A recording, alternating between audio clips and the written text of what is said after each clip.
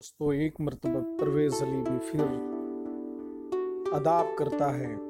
दोस्तों मेरे वीडियो को देखने से पहले आप हमारे वीडियो को लाइक करें और अपने दोस्तों के साथ शेयर करें, साथ ही साथ हमारे आप वीडियो को सब्सक्राइब करें ताकि मेरा ज़्यादा से ज़्यादा वीडियो आप तक पहुंच सके और आप अपने इल्म में इजाफा कर सकें। ख़ास तौर पर उन तलबा के लिए मैं ये वीडियोस बना रहा हूँ जो उर्दू बैकग्राउंड से हैं और सोशल की किताबें पढ़ना चाहते हैं। तो दोस्तों आपकी खिदमत में एक मरतबा फिर परवेज़ अली छठी क्लास के सोशल को लेकर के हाजिर हुआ है। अशोक एक ऐसा हुक्मरान जिसने जंग को तर्क कर दिया। रोशन के रुपये सालगिरह के मौके पर रोशन को दादा से कड़क नोट मिले। उसने उन्हें अपने हाथ की मुट्ठी में दबा कर रखा था। उसकी एक कैसेट खरीदने की दिली ख्वाहिश थी, लेकिन साथ ही वो बिल्कुल नए खड़खड़ाते नोटों को छूकर महसूस भी करना चाहती थी। उसने गौर किया कि तमाम नोटों पर दाएं जानिब गांधी जी का मुस्कुराता हुआ चेहरा बना हुआ है और बाएं जानिब छोटे छोटे शेर छपे हुए हैं। उसने सोचा, आखिर यहाँ शेरों की तस्वीर क्यों बनी है? एक बहुत बड़ी हुकूमत, एक सल्तनत।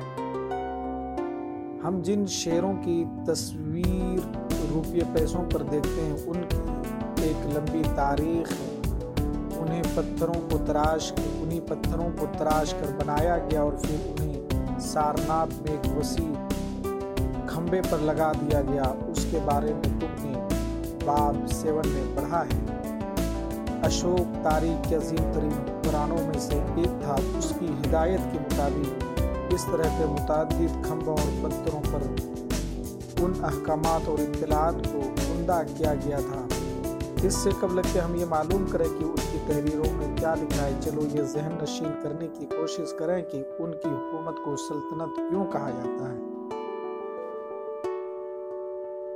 अशोक जिस सल्तनत पर हुकूमत करता था उसकी बुनियाद उनके दादा चंद्रगुप्त मौर्य ने तकरीबन 2300 साल कबल डाली थी। चाकिया या कोटलिया नामी एक दानिशमंद शख्स ने चंद्रगुप्त की मदद की थी। चाकिया के बेशतर ख्यालात हमें अर्थशास्त्र नाम की किताब में दर्ज मिलते हैं।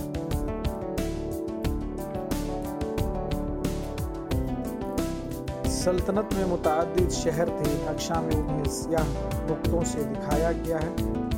इसमें सल्तनत का दारुल हुकूमत पाटलिपुत्र, उज्जैन और तक्षशिला जैसे शहर शामिल थे। तक्षशिला शुमाल मगरिब और वस्त एशिया के लिए आमदोरफ्त का रास्ता था। दूसरी जानिब उज्जैन जुनूब से शुमाले हिंद जाने वाली शाहिरा पर वाक़ था। गालिबन शहरों में ताजिर, सरकारी ओहदेदार और दस्तकार रहते थे। सल्तनत के बहुत बड़े इलाके में किसानों और मवेशी पालने वालों के गांव बसे हुए थे। वस्ती हिंदुस्तान जैसे इलाकों का ज़्यादातर हिस्सा जंगलों से पूर था। वहाँ पर लोग फल फूल जमा करते और जानवरों का शिकार करके गुजर बसर करते थे। सल्तनत के मुख्तलिफ इलाकों में लोग मुख्तलिफ ज़बानें बोलते थे और गालिबन वो लोग खाना भी मुख्तलिफ किस्म का खाते थे और मुख्तलिफ किस्म के कपड़े पहनते थे। दोस्तों ये आपके सामने मौर्य सल्तनत काल के भारत का नक्शा है। इसे भी गौर से देख ले कि मौर्य सल्तनत में कौन सा इलाका किस जगह पर था। सल्तनतें हुकूमतों से किस तरह मुख्तलिफ हैं। उस ज़माने में सल्तनतें हुआ करती थी, लेकिन आज के ज़माने में हुकूमत है। तो दोनों के दरमियान में इस चैप्टर में डिफरेंट बताने की कोशिश किया गया है। क्योंकि सल्तनतें हुकूमतों से बड़ी होती हैं और उनकी हिफाजत के लिए बड़ी अफवाज की ज़रूरत पेश आती है। لہٰذا شہنشاہوں کو راجاؤں کی بنسبت زیادہ وسائل کی ضرورت ہوتی ہے، اسی لیے ان کو ایک بڑے انتظامی عملہ کی ضرورت ہوتی ہے جو ٹیکس وصول کرتے ہیں۔ سلطنت کا نظام، اس زمانے میں سلطنت کا نظام تھا، تو اس زمانے میں کس طریقے سے ہمارے انڈیا یا سلطنت کا نظام تھا، کس طریقے سے کوئی بھی امپائر چلتا تھا، اس کو اس چیپٹر میں بیان کرنے کی کوشش کیا ہے۔ چونکہ موریہ سلطنت بہت بڑی تھی، لہٰذا مختلف حصوں پر مختلف انداز میں حکومت کی جاتی تھی۔ پاٹلی پتر اور اس کے اطراف کے علاقوں پر شہنشاہ کا براہ راست اختیار و اقتدار تھا۔ اس کا مطلب یہ ہوا کہ اس علاقے کے گاؤں اور شہروں کے کاشتکاروں، مویشی پالنے والوں، دستکاروں اور تاجروں سے ٹیکس جمع کرنے کے لیے بادشاہ سرکاری افسروں کی تقرری کرتا تھا۔ جو بادشاہ کے حکم کی تعمیل نہیں کرتے تھے، افسران ان کو سزا بھی دیتے تھے۔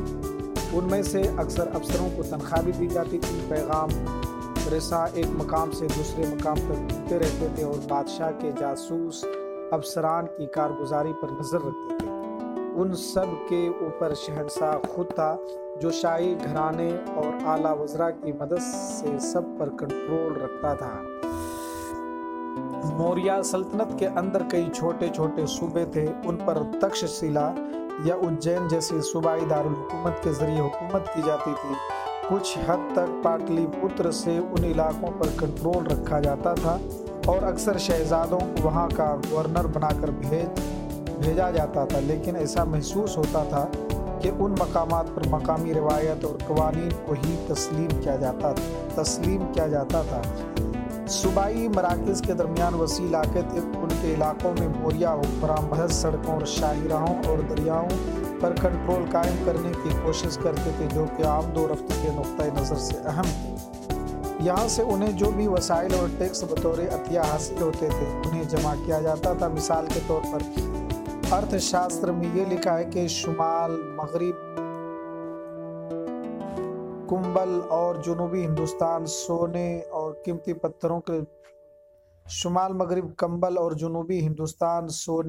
پتھروں کے لیے مشہور تھا۔ ممکن ہے کہ وسائل نذرانے کی شکل میں جمع کیے جاتے ہوں۔ دوستو، اب اس زمانے میں جو نذرانے دیتے تھے تو وہ کس طریقے سے ہوتا تھا، اس کو اس نذرانے میں پیش کرنے کی کوشش کیا گیا ہے۔ دیکھیں، نذرانہ جہاں ٹیکس باضابطہ طور پر جمع کیے جاتے تھے، وہیں نذرانہ غیر قانونی طریقے سے جب بھی ممکن ہو جمع کیا جاتا تھا۔ ایسے نذرانے مختلف اشیاء کی شکل میں اکثر ایسے لوگوں سے جمع کیے جاتے جو بخوشی انہیں ادا کرتے تھے۔ شہنشاہ اور دارالحکومت کے بارے میں اس کالم کے اندر بتایا گیا ہے۔ دوستو،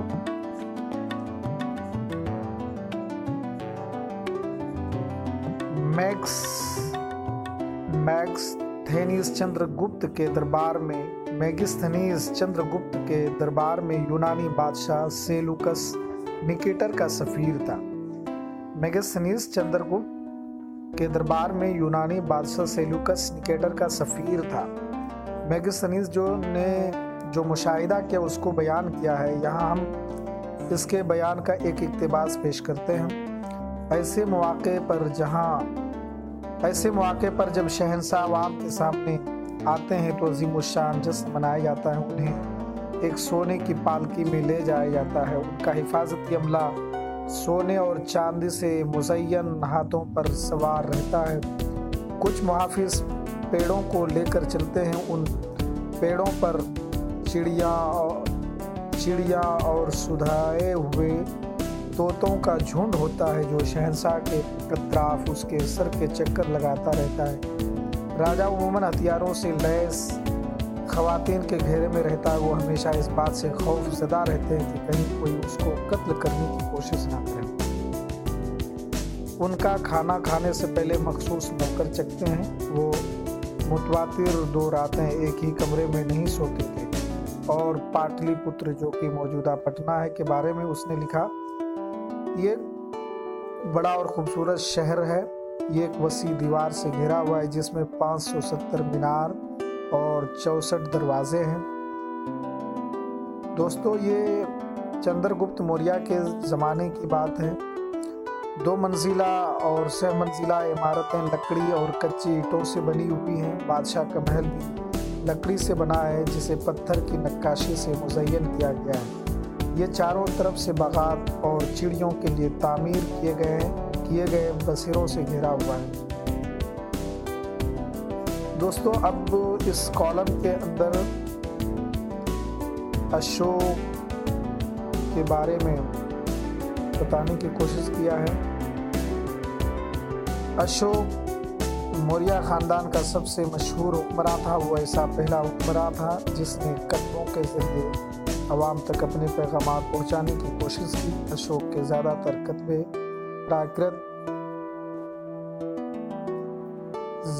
प्राकृत ज़बान और ब्रह्मी रस्मुल ख़त में हैं। अशोक की कलिंग की जंग। अशोक की कलिंग की जंग।